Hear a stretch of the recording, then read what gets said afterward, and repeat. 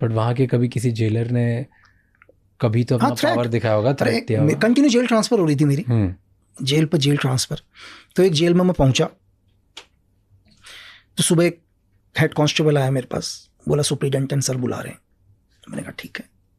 गया मैं, जाने के बाद बैठा हो वो पावरफुल जेलर, बोला कि लक्की पढ़ते, बोला देख मेरी जेल में बहुत डिसिप्लिन चाहिए होता है मेरे को।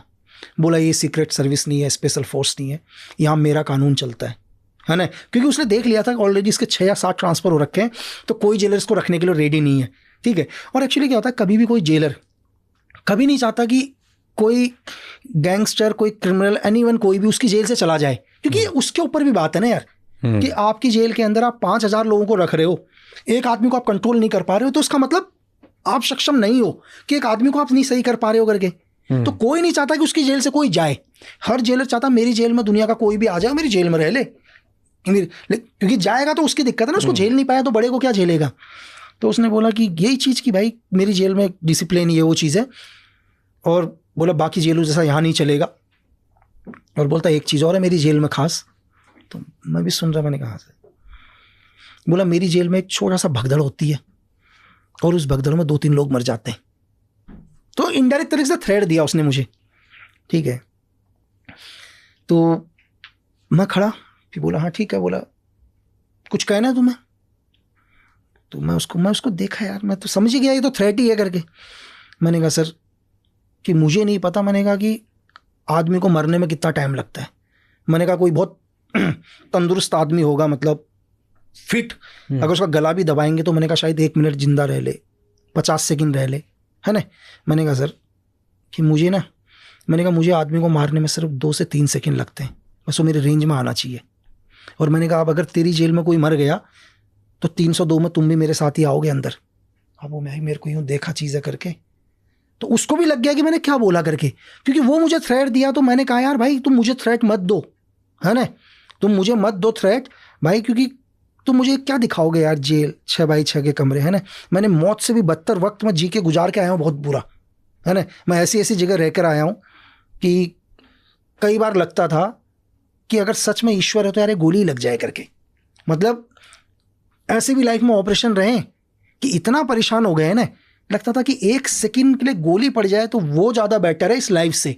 तो वो लाइफ हम जी के आए हैं, तो यार ये क्या दिखाएगा करके, है ना। तो भाई वो यूँ देखा और कुछ नहीं, शाम को ही उसने मेरा ट्रांसफ़र कर दिया यार, शाम को ही ट्रांसफ़र कर दिया। और ट्रांसफ़र भी कब किया, जब सारे दरवाजे बंद हो गए, शाम को ट्रांसफ़र। तो ऐसा आपने क्यों बोला कि 2 से 3 सेकंड लगते हैं? अरे सर इतना परेशान, एक चीज़ 6 जेलें ट्रांसफ़र हो चुकी हैं भाई, परेशान है ना भाई, 6 जेलें ट्रांसफ़र। क्योंकि आज भी मैं अपने घर जाता हूँ तो मुझे मेरे बिस्तर पर नींद आती है ना। मुझे दूसरे के घर में भी थोड़ा सा टाइम लगता है नींद आने में। एक तो मैं दुनिया की सबसे बुरी जगह पर रह रहा हूँ, मैं जेल में रह रहा हूँ, सबसे बुरी जगह, वहाँ भी एडजस्ट होने की कोशिश करता हूँ 2-1 महीने के अंदर, तुम मुझे वहाँ से भी ट्रांसफ़र कर देते हो। और तुमने मुझे यहाँ अभी अपनी जेल में रख रखा है 6x6 के कमरे में, ठीक है, जिस कमरे में सांस लेने में भी दिक्कत हो रही है, तुम मुझे वहाँ भी थ्रेट दे रहे हो। तुम क्या कर लोगे इससे ज़्यादा? अब तुम मुझे इससे ज़्यादा करोगे क्या बताओ? कुछ नहीं कर सकते ना, इससे ज़्यादा कुछ है ही नहीं ना सर। तुम तो मुझे जीते जी नर्क दिखा रहे हो, तो इससे ज़्यादा क्या दिखाओगे भाई? मतलब ये कह रहा हूँ कि आप मौत मांग लोगे जेल के अंदर, क्या होगा? आप उस रूम में सोए होंगे जिस रूम में 50 लोगों के लिए जगह है, वहाँ 500 सो रहे होंगे। अगर एक आदमी सो रहा हो तो पलट ही नहीं सकते आप, मतलब आपको पलट करने के लिए 50 लोगों को पलटाना पड़ेगा, पलट जा भाई। ये जेल के हाल हैं, हर जेल में लगभग, हर जेल में यही है यार आज के टाइम में, किसी भी जेल में आप चले जाओ।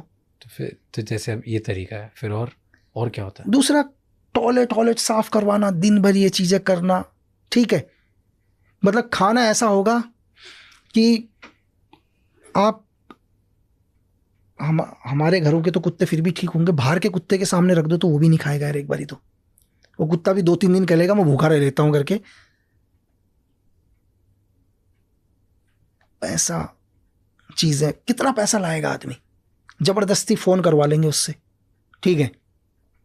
अब क्या करे बेचारा, फ़ोन करवाएंगे, हाँ भाई एक काम कर 50,000, 1 लाख, 10 लाख, जिसकी जैसी औकात है पैसा मांग लेंगे उससे। सबका बैकग्राउंड सबको पता सबका बैकग्राउंड सबको पता होता, नहीं होगा ब्लेड मरवा देंगे चेहरे पर 2 मिनट में। वो रख रखे उन्होंने टूटन सारे के सारे, जा उसके ब्लेड मार दे, एक ब्लेड मार देगा। अच्छा, जेल के अंदर आपको किसी ने मार भी दिया, आप कंप्लेन कहाँ करोगे? चलो बाहर अगर आपको कोई परेशान कर रहा है तो कंप्लेन तो पुलिस में करोगे ना, अब जेल में कंप्लेन कहाँ करोगे सर?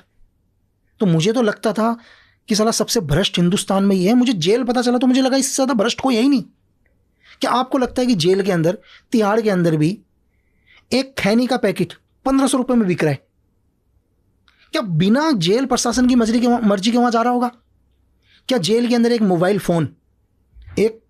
फ़ोन जेल के अंदर 10-10 लाख रुपए का मोबाइल फ़ोन जा रहा है, क्या परमिशन के बिना जा रहा होगा? आप बताओ कि भाई, क्या जेल में जैमर्स लगे हुए हैं, सब कुछ लगा हुआ है, फिर भी आपकी जेल से थ्रेड जा रहा है? क्या बिना जेल प्रशासन के कोई ये कह दे? कभी पॉसिबल ही नहीं है।